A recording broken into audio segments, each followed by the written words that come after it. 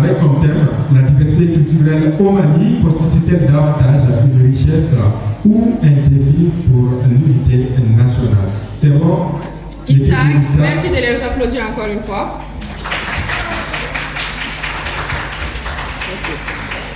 Et pour leur répondre avec leurs arguments, accueillons chaleureusement l'équipe de l'Université des sciences, des techniques et des technologies de Bamako, j'ai nommé USTTB, qui défendra la position du nom. Pour le thème, la diversité culturelle au Mali constitue-t-elle davantage une richesse qu'un défi pour l'unité nationale? USTTB sur vos ovations.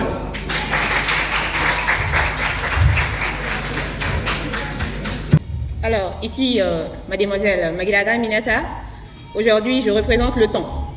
Donc, on suppose que vous voyez les cartons, mais vous ne savez pas à quoi ça sert. Alors là, le carton vert, qui signifie c'est parti, top c'est parti, le début. Et après, carton jaune, qui veut dire il reste 1 minute. Après, le orange, 30 secondes. Et enfin, rouge, temps écoulé. Voilà, je pense que c'est bon maintenant. Merci. R de Kouroukanfouka pouvaient parler. Elles éclateraient de rire à nos charmants contradicteurs, affirmant ce soir que la diversité culturelle est un défi. Elles nous diraient tantôt: nous avons vu des différents peuples s'asseoir à la même table, sans se lancer les calebasses. Nous avons vu des différentes langues dialoguer sans se déclarer la guerre. Nous avons vu des différentes cultures choisir la fraternité plutôt que l'hostilité. Alors, charmants contradicteurs, honorables jurés, soyons fiers que notre unité ne n'est pas de l'uniformité, mais de la diversité. Non pas de la ressemblance, mais du rassemblement. Non pas de chair tous pareils, mais de chair tous ensemble. Et c'est là, précisément là, que réside la véritable alchimie du peuple malien. Sur ces recevez délicatement mes salutations les plus cordiales et bienvenue au port du vol Culture Airlines. À sa tête, le capitaine par excellence, Mohamed Sidibé, communément appelé l'alchimiste de la parole. Honorables jurys, mesdames et messieurs, sachez une chose: les débats, c'est la chose la plus facile et la plus fascinante au monde. Sans plus tarder, recevez le thème qui nous réunit ce soir. La diversité culturelle constitue-t-elle davantage une richesse ou un défi face à l'unité nationale? Et sans plus tarder, permettez-moi d'apporter une élucidation lexicale et contextuelle afin d'éviter toute confusion fantasmagorique et fallacieuse venant de nos charmants contradicteurs. Honorables jurys, mesdames et messieurs, permettez-moi d'apporter une élucidation lexicale et contextuelle afin d'éviter tout cela. La diversité. La diversité est définie selon le dictionnaire Larousse comme le caractère de ce qui est différent ou varié. Et quant à la culture, elle est définie selon l'UNESCO comme l'ensemble des valeurs, des traditions, des modes de vie qui caractérisent une société. Et quant à l'unité nationale, elle est définie selon l'Académie française comme la cohésion sociale autour des citoyens malgré leurs différences. Ce soir, je suis accompagné de l'éloquente, l'élégante Nana Barago, celle qui fait fléchir les positions les plus coriaces par sa douceur, et la redoutable Zina Moussamou, celle qui n'hésitera pas ce soir à l'électrifier nos charmants contradicteurs par la puissance de son argument.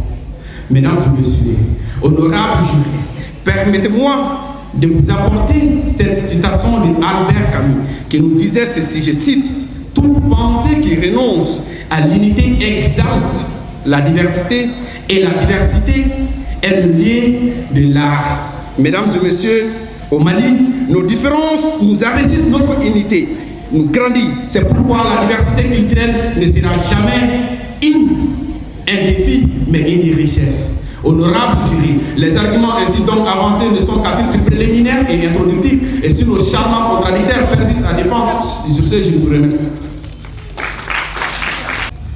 Est-ce donc cela la pierre de Kouroukanfouka? MDR. Mesdames et messieurs, crier ne veut pas forcément dire avoir raison. Aux yeux de la loi, aux yeux de l'administration et aux yeux du monde, regardez cet objet. C'est elle qui dit qui je suis. Pourtant, elle ne mentionne ni mon ethnie, ni ma lignée, ni ma langue maternelle. Elle proclame une seule vérité, malienne. À défaut de ne pouvoir vous la présenter individuellement, permettez que je me présente moi-même. Mais avant, honorable membre du jury, caméraman ici présent, amis contradicteurs, bonsoir. Au pupitre, la future présidente de la République, capitaine de cette équipe, demoiselle Ba Massata Hassan. Mesdames et messieurs, à mes côtés, si les mots étaient des balles, il serait le sniper d'élite, monsieur Bamoriba Sissi.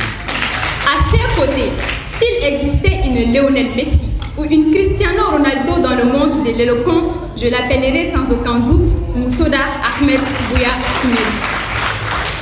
Tous étudiants de la FST, filière microbiologie pour eux, géologie et mines pour moi.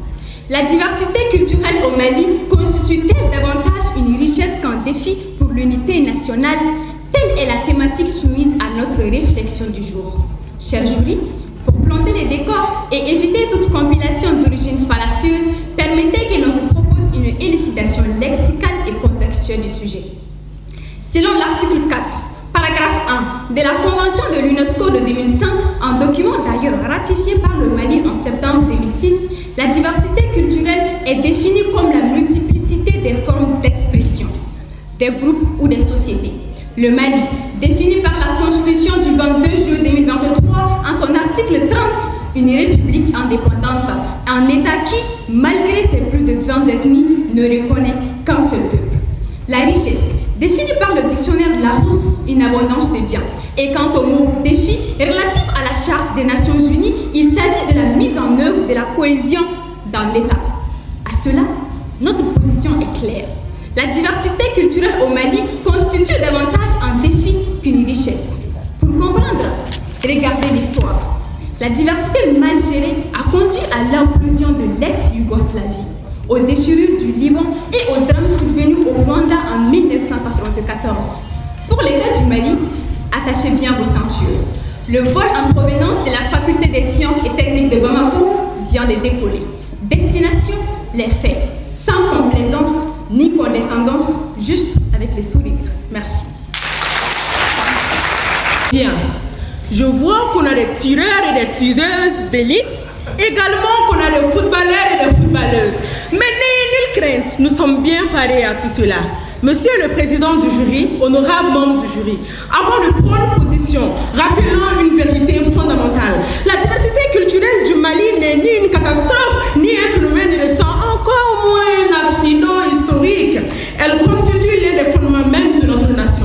Selon la Déclaration universelle de l'UNESCO sur la diversité culturelle adoptée en 2001, qui cite jeudi, la diversité culturelle est aussi importante pour le genre humain qu'est la biodiversité dans l'ordre du vivant.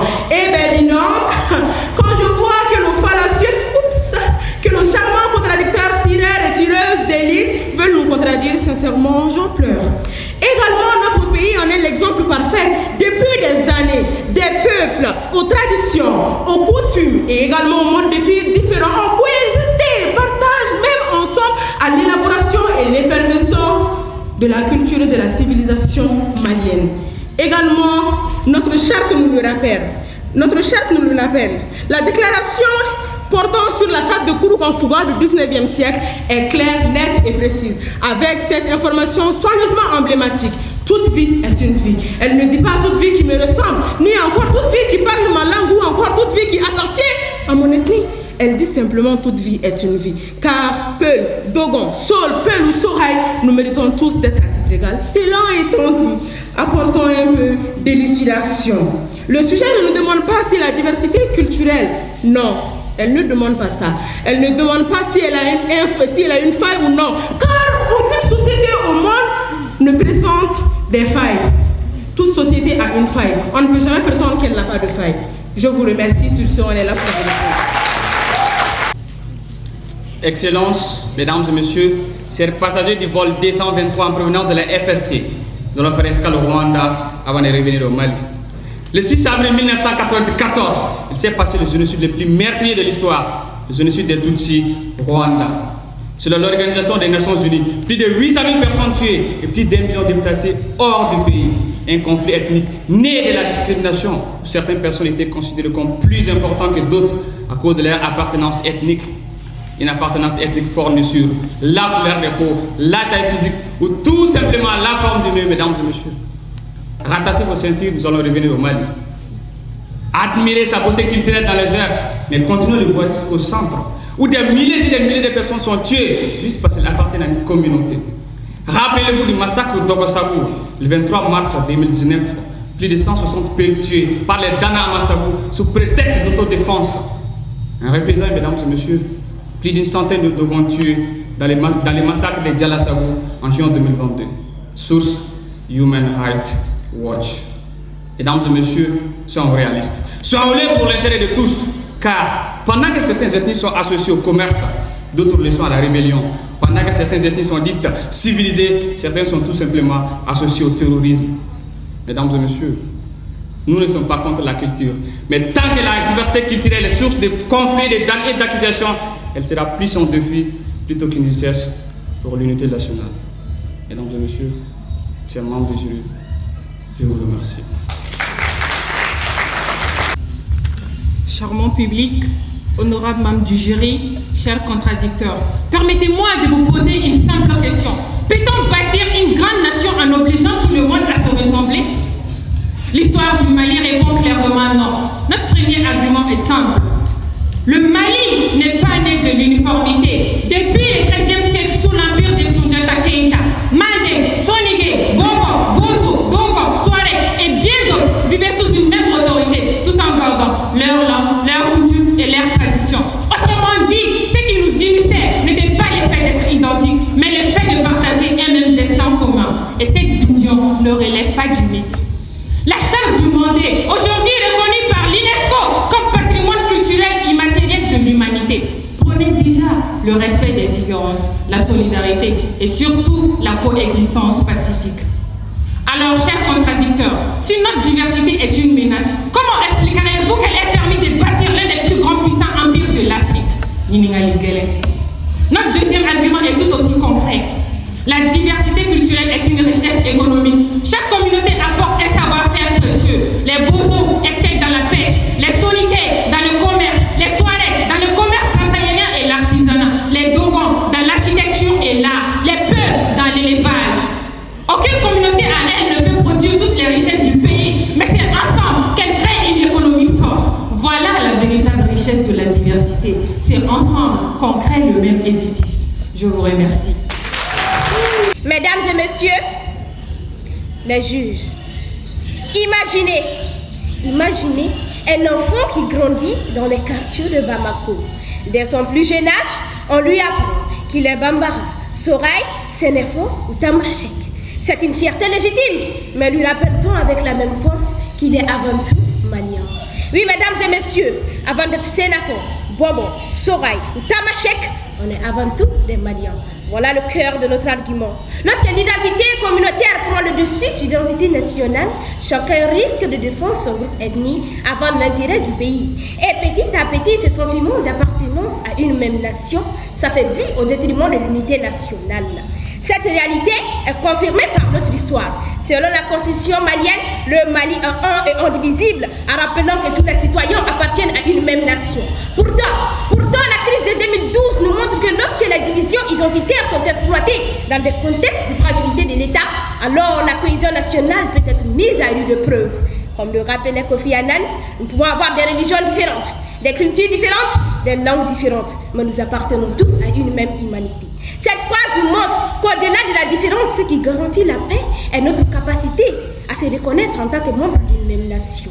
Ainsi, ne remettons pas les causes sur notre communauté, mais si elle passe avant la nation, alors elle constitue un défi pour l'unité nationale. Une nation ne se fragilise pas parce qu'elle est diverse. Une nation se fragilise lorsque ses citoyens oublient qu'avant d'être membres d'une communauté, ils sont avant tout les enfants d'un même pays, d'une même nation, du Mali. Et à mes très chers contradicteurs, derrière l'enjolivement, la beauté de la diversité culturelle, ce qui se cache à l'intérieur, c'est de là que nous parlons. Une forte valorisation de tous les peuples. Si chacun essaye, préfère défendre son groupe ethnique plutôt que l'intérêt du pays, comment peut-on assurer l'unité nationale? Je vous remercie. Comparer le cas de Rwanda au Mali, c'est comme confondre une torsion et une serviette. Charmant contradicteur, le grand sage malien Amadou Ampateba nous disait ceci, en peu je cite, Sahandi, Ahanda, Ahanda, Sahanda, Ahanda, Ahandata. Autrement dit, si tu sais que tu ne sais pas, alors tu sauras. Mais si tu ne sais pas que tu ne sais pas, cher contradicteur, vous ne saurez jamais. Alors, honorable jury, charmant contradicteur, vous saviez, car vouloir affirmer que la diversité culturelle est un défi, c'est comme se jeter dans un fleuve investi de crocodiles tout en espérant qu'ils sont tous endormis. Alors, charmant contradicteur, permettez-moi de leur dire ceci. L'UNESCO, dans sa déclaration universelle sur la déclaration culturelle de 2001, affirme que la diversité culturelle est une richesse et non un défi. Si elle est un patrimoine commun de l'humanité, comment pourrait-elle devenir un danger pour une seule nation, chers contradicteurs, mesdames et messieurs, honorables jurés, permettez-moi de leur dire ceci. Charmant contradicteur, applaudissez, quand les applaudissements se seront tus, lorsque les émotions auront laissé la place à la réflexion, une évidence s'imposera à tous, y compris nos charmants contradicteurs. La diversité culturelle n'est pas un défi pour l'unité nationale. Elle en est le fondement, le socle et l'avenir. Nous le savons, vous le saviez. Et maintenant, nos chers jurys le savent aussi. Crier n'est pas débattre, mais crier, c'est apporter un argument fiable à nos charmants contradicteurs. Je vous remercie.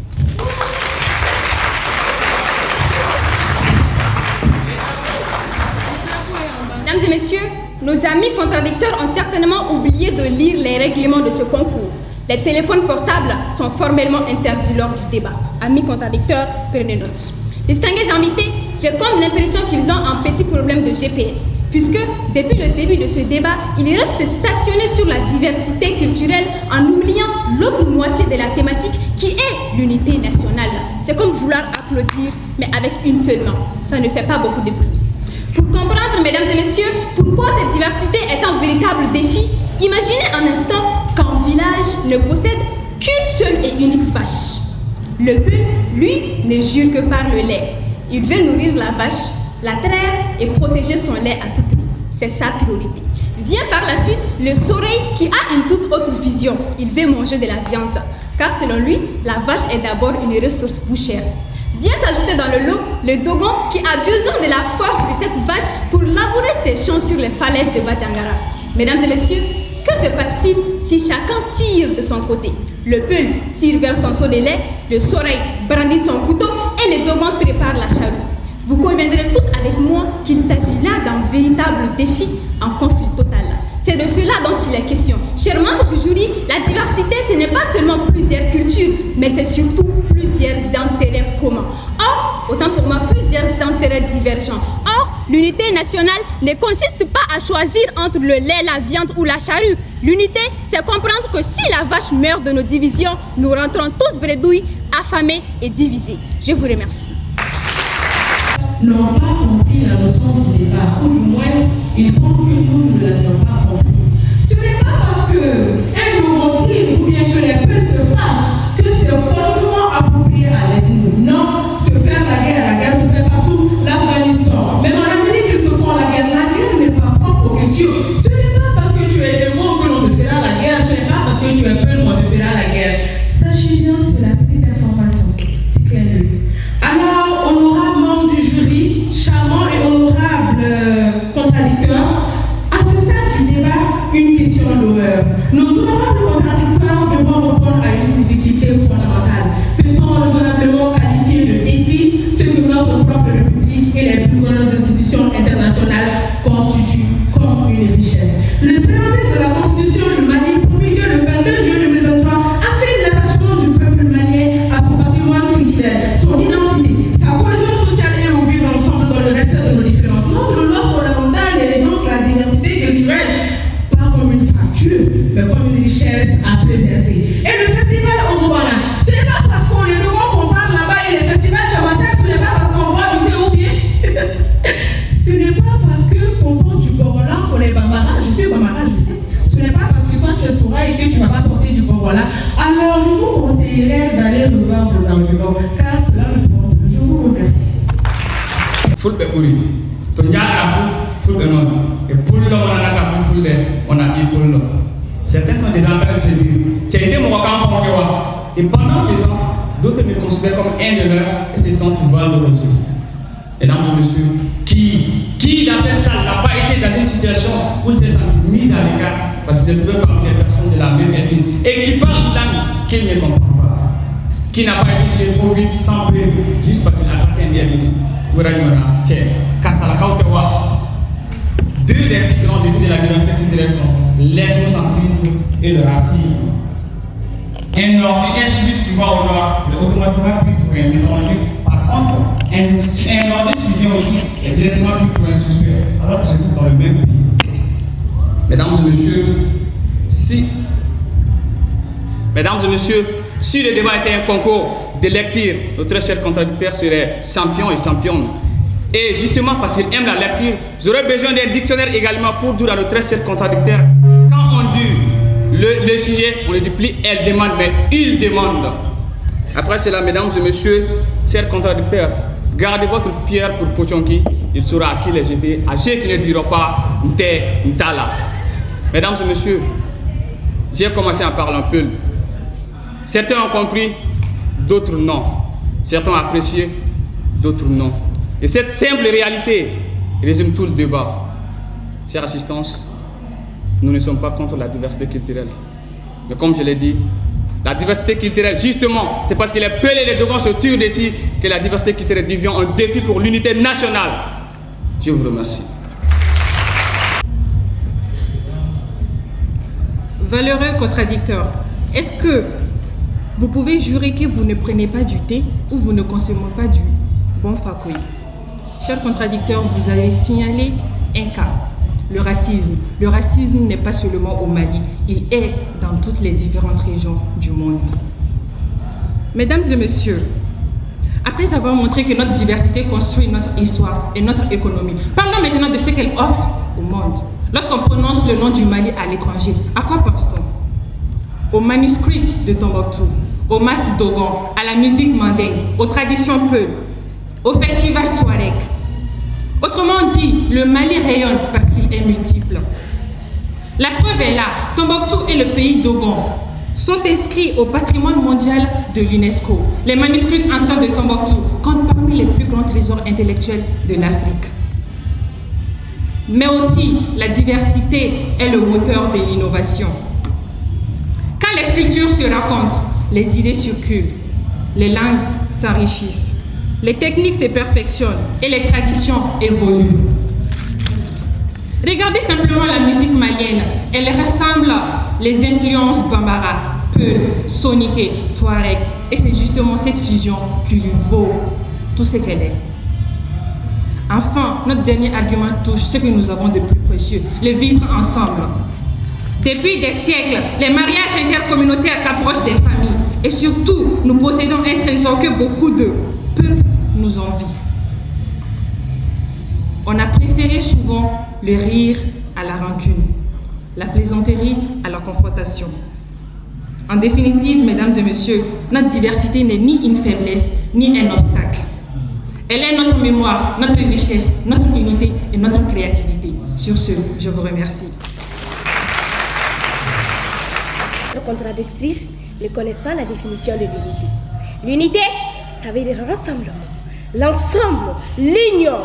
Ah, c'est là que vient l'idée. Vous nous parlez, oh my God, vous nous parlez de rassemblement, de musique mandingue, de tradition et autres. On ne nie pas. Mais ça, c'est une chose. C'est l'unité nationale qui permet cette fraternité, qui permet cette familialité. C'est l'unité nationale qui permet cette cohésion. Et lorsque cette cohésion, et lorsque cette diversité est instrumentalisée, c'est là que devient le problème. Et c'est ça que je veux vous développer, mes très chers contradicteurs. La diversité en elle-même, la diversité culturelle en elle-même n'est pas de danger. Le véritable danger, c'est lorsque certaines personnes instrumentalisent cette diversité pour diviser la population au lieu de les réunir. Oui, mesdames et messieurs, les différences culturelles peuvent être instrumentalisées à des fins politiques et communautaires. Une ethnie, une langue, une tradition qui est censée rapprocher les citoyens devient un outil de manipulation, de méfiance et un moyen d'opposer les Maliens les uns contre les autres. Et malheureusement, notre pays a fait l'expérience. Selon le rapport des Nations Unies en 2012, des groupes armés ont exploité les frustrations locales et les appartenances communautaires afin de recruter, d'attiser les tensions et de fragiliser la cohésion nationale. La diversité en elle-même n'est pas le problème, mais son exploitation. Selon la Déclaration universelle de l'UNESCO sur la diversité culturelle, je dis ici, la diversité culturelle est un patrimoine commun de l'humanité. Mais, je répète, même pour que ce patrimoine puisse profiter à la nation, il faut qu'il soit accompagné de dialogue, de justice et de respect mutuel. Sans ces valeurs, ils peuvent être instrumentalisés pour diviser la population. Ainsi, notre position n'est ni un reflet, ni un rejet, ni une condamnation de la diversité culturelle. Notre position est que nous affirmons simplement que lorsqu'elle est instrumentalisée, elle cesse d'être une richesse. Elle devient et constitue un défi pour l'unité nationale. Je vous remercie. Charmants contradicteurs sont fascinés par la taille de cette pierre. Pourtant, elle représente symboliquement que les pierres de Kouroukanfouga que nous chérissons tant. Mesdames et messieurs, au terme de cette démonstration scientifique, une vérité s'impose avec la force de l'évidence. Le vol Culture Airlines vient d'atterrir sur le tarmac de la diversité culturelle. Nous avons traversé les nuages des arguments, survolé les cultures et exploré la diversité malienne. Et une seule conclusion s'impose, ce n'est pas la diversité culturelle qui est en défi, mais l'ignorance de sa valeur par nos charmants contradicteurs. Honorable jury, débattre ce n'est pas crier, c'est vrai. Crier ce n'est pas convaincre, mais convaincre c'est argumenter. Argumenter en fait que nos charmants contradicteurs puissent comprendre ce qui est la véritable vérité. Plusieurs siècles, la Constitution malienne du 22 juillet 2023 affirme cette ambition, renforcer la cohésion sociale et protéger notre riche diversité culturelle comme l'un des fondements de la République du Mali. La charte de Kouroukanfouga de 1236, elle aussi défend cette diversité culturelle. Alors nos charmants contradicteurs, je ne sais pas pourquoi vous êtes là ce soir pour défendre l'indéfendable. Mesdames et messieurs, et comme vous le saviez, à la fin de cette joute oratoire, permettez-moi de vous proposer une solution où chaque lettre désigne notre engagement pour l'unité nationale. S comme sensibiliser, afin que chaque Malien découvre la richesse des cultures de son pays. O comme ouvrir des espaces permanents de dialogue entre toutes les communautés. L comme léguer aux jeunes générations les valeurs de vivre ensemble, héritées de nos ancêtres. U comme unir les citoyens autour de ce qui nous rassemble et non ce qui nous distingue. T comme transmettre nos valeurs, nos traditions, nos coutumes avec fierté. I comme inclure chaque communauté dans les décisions qui engagent l'avenir de notre nation. O comme organiser davantage de rencontres culturelles, artistiques, éducatives, afin que nous puissions renforcer la fraternité nationale. N comme engager individuellement et collectivement à faire de notre diversité non pas un sujet de division, mais une promesse d'avenir. Mesdames et messieurs, le Mali ressemble à un grand balafon. Chaque langue produit une note différente, mais c'est leur harmonie qui crée la musique. Retirer une seule lame et c'est toute la mélodie qui perd sa beauté. Alors, charmant contradicteur, honorable jury, si vous cherchez la diversité culturelle du Mali, ne la cherchez ni dans nos montagnes, ni dans nos sous-sols. Regardez simplement autour de vous, elle parle plusieurs langues déjà. Je vous remercie. Nos chers contradicteurs ont visionné beaucoup de vidéos YouTube. De deux, je vois qu'il est énormément touché par Mehdi à propos de cette pierre. Nous avons tout simplement demandé à ce qu'il offre aux personnes qui sont dans le Ntentala de le jeter cette. Distingués invités, honorables membres du jury, permettez que je recadre ce débat. Nous ne sommes nullement contre la diversité culturelle. Au contraire, j'emporte la touche. Contrairement à nos amis qui auraient peut-être pu prendre conseil auprès de l'université Yambo Walegema. Distingués invités, puisque nos honorables contradicteurs sont de futurs brillants juristes, permettez-nous d'emprunter le temps de ce débat, la balance de la justice. Posant d'un côté la richesse qu'offre la diversité culturelle et de l'autre les défis qu'elle engendre. Une question se pose. Lequel de ces deux forces pèse les plus lourds aujourd'hui? Mesdames et messieurs, nous ne vous demandons pas de penser comme nous, mais de réfléchir avec nous. En cette année de 2026, au plus fort de la crise que nous traversons, la réalité est devenue un cauchemar. Chers jury, selon les rapports d'Amnesty International et de Human Rights Watch, des centaines de Maliens continuent d'être blanchis, battus et avec la permission des membres de sa famille. Qui n'a pas vu cette affiche circuler? Avis de recherche à la salle, qui est d'ailleurs toujours portée disparue. Dites-moi, qui dans cette salle accepterait de se faire battre, lyncher ou kidnapper sous prétexte que son visage ressemble à un peu Dogon, Touareg ou je ne sais quelle autre ethnie? Pas besoin de récolter vos réponses. Clairement non. Amis contradicteurs, allez dire aux mères de ces personnes disparues que leur chagrin est une richesse. Allez dire aux frères, aux sœurs, aux amis de ces personnes qui ne verront peut-être plus jamais le visage de leur être cher que leur chagrin est un atout culturel.